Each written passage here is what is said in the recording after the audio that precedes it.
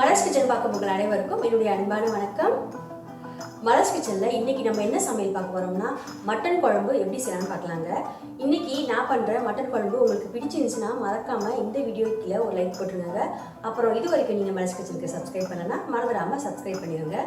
இப்போது மட்டன் குழம்பு செய்ய என்னென்ன பொருட்கள் தேவை, இதை எப்படி செய்யலான்னு பார்க்கலாம் வாங்க. மட்டன் குழம்பு பண்ணுறதுக்கு நான் இன்றைக்கி ஒரு 1/2 கிலோ மட்டன் எடுத்து நல்லா தண்ணியில் போட்டு அலசிட்டு சின்ன சின்ன பீசஸாக இந்த மாதிரி கட் பண்ணி வச்சுருக்கேங்க. முதல்ல மட்டன் குழம்பு பண்ணுறதுக்கு முன்னாடி நம்ம மிக்சி ஜாரில் இஞ்சி பூண்டு விழுதை அரைச்சிக்கலாம்.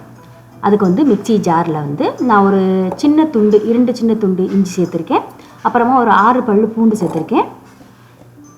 காரத்துக்கு ஒரு 3 பச்சை மிளகாய் சேர்த்துருக்கேன். இதை கொஞ்சமாக தண்ணி ஊற்றி நம்ம நைஸாக அரைச்சி எடுத்து வச்சுக்கலாங்க. பாருங்கள், அரைச்சாச்சு. அடுத்ததாக இப்போ நம்ம மட்டன் குழம்பு பண்ணிடலாம். அதுக்கு கேஸ் ஆன் பண்ணி குக்கர் வச்சுக்கலாம். மட்டன் குழம்பு இன்றைக்கி நான் குக்கரில் தான் பண்ண போகிறேன். குக்கர் கொஞ்சம் சூடான பின்னாடி இதில் ஒரு 5 ஸ்பூன் அளவுக்கு எண்ணெய் ஊற்றி நல்லா சூடு பண்ணிடலாங்க. பாருங்கள், எண்ணெய் நல்லா சூடாயிருச்சு. எண்ணெய் சூடான பின்னாடி இதில் ஒரு சின்ன சின்னதாக பட்டை ஒரு 3 பட்டை சேர்த்துருக்கேன். இது கூடவே ஒரு 3 பிரிஞ்சி இலை, அப்புறமா ஒரு 4 லவங்கம், 1 ஸ்பூன் சீரகம், இதெல்லாம் போட்டு நல்லா வெடிக்க விட்டுறலாம். கொஞ்சம் வாசனை வந்த பின்னாடி இந்த மசாலா பொருட்கள் எல்லாத்தையும் வாசனை வந்த பின்னாடி இதில் வெட்டி வச்சுருக்க சின்ன வெங்காயத்தை சேர்த்துக்கலாம். சின்ன வெங்காயம் ஒரு 20 வெங்காயம் எடுத்துருக்கேன். சின்ன வெங்காயத்தை சேர்த்து வெங்காயம் கொஞ்சம் நல்லா பொன்னிறமாக வர்ற வரைக்கும் நம்ம இதை நல்லா வதக்கி விட்டுக்கலாங்க. வெங்காயம் பாருங்கள் கொஞ்சம் கலர் மாதிரி பொன்னிறமாக மாறிடுச்சு. அடுத்ததை நம்ம அரைச்சி வச்சுருக்க இஞ்சி பூண்டு விழுதை சேர்த்துக்கலாம்.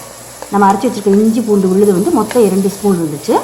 இதை சேர்த்து கொஞ்சம் பச்சை வாசனை போகிற வரைக்கும் நல்லா வதக்கி விட்டுக்கலாம். கேஸ் மீடியம் ஃப்ளேமில் வச்சுக்கலாங்க. வதங்கின பின்னாடி கொஞ்சம் வாசனைக்காக கருவேப்பிலை சேர்த்துருக்கேன். அடுத்ததாக வெட்டி வச்சுருக்க தக்காளி பழம் நல்லா பழுத்த தக்காளியாக 2 தக்காளி எடுத்திருக்கேன். இதை சேர்த்து நம்ம தக்காளி நல்லா மசிகிற வரைக்கும் நம்ம வதக்கி விட்டுக்கலாம். அடுப்பை மிதமான சுற்றி வச்சுக்கலாங்க. தக்காளி கொஞ்சம் மசிஞ்சு வதங்கின பின்னாடி நம்ம இப்போ எல்லா பொடிகளையும் சேர்த்துக்க போகிறோம். அதுக்கு ஒரு 1/2 ஸ்பூன் ஃபஸ்ட்டு மஞ்சத்தூள் சேர்த்துக்கலாம். அப்புறமா காரத்துக்கு ஒரு 3 ஸ்பூன் மிளகாய்த்தூள் சேர்த்துருக்கேன். நீங்கள் காரத்துக்கு ஏற்றாப்பில் போட்டுக்கோங்க. கடைசியாக மல்லிப்பொடி ஒரு 4 ஸ்பூன், அவ்வளோதான் சேர்த்து இது கொஞ்சம் பச்சை வாசனை போகிற வரைக்கும் நம்ம நல்லா இதை வதக்கி விட்டுக்கலாங்க. இந்த மிளகாப்பொடி மல்லிப்பொடியோட பச்சை வாசனை போன பின்னாடி நம்ம சுத்தம் பண்ணி வச்சுருக்க மட்டன் துண்டுகளை இதில் சேர்த்துக்கலாம். சேர்த்து இதை ஒரு 2 நிமிஷம் மட்டும் இந்த மசாலா பொடி கூட கொஞ்சம் கலந்து விட்டுக்கலாம். இங்கே பாருங்கள், நல்லா கலந்தாச்சு. அடுத்ததாக மட்டனுக்கு தேவையான அளவு உப்பு சேர்த்துடலாம். சேர்த்து ஒரு தடவை கலந்துட்டு நம்ம மட்டன் வேக வைக்கிறதுக்கு தண்ணி சேர்த்துக்கலாம். மட்டன் வேகிறதுக்கு கொஞ்சம் நேரம் ஆகும். அதனால் நம்ம ஒரு 7 விசில் விட்டுடலாங்க. இதுக்கு தண்ணி நான் 2 கப் தண்ணி சேர்த்துருக்கேன். 1/2 கிலோ மட்டனுக்கு 2 கப் தண்ணி போதுமானது. சேர்த்து இதை ஒரு தடவை நல்லா கலந்து விட்டு மூடி வச்சு ஒரு 7 விசில் விட்டுடலாம். இப்போ பாருங்கள், ப்ரெஷர் வர ஆரம்பிச்சிருச்சு. இப்போ நம்ம வெயிட்டை போட்டுடலாம். இது வெந்துக்கிட்டு இருக்க நேரத்தில் நம்ம இப்போ தேங்காய் வரைச்சிடலாம். அதுக்கு மிக்சி ஜாரில் ஒரு 1/4 கப் தேங்காய் சேர்த்துருக்கேன். இது கூடவே 1 ஸ்பூன் பொட்டுக்கடல, அப்புறமா சின்ன வெங்காயம் ஒரே ஒரு வெங்காயம் சின்னதாக கட் பண்ணி சேர்த்துக்கலாம்.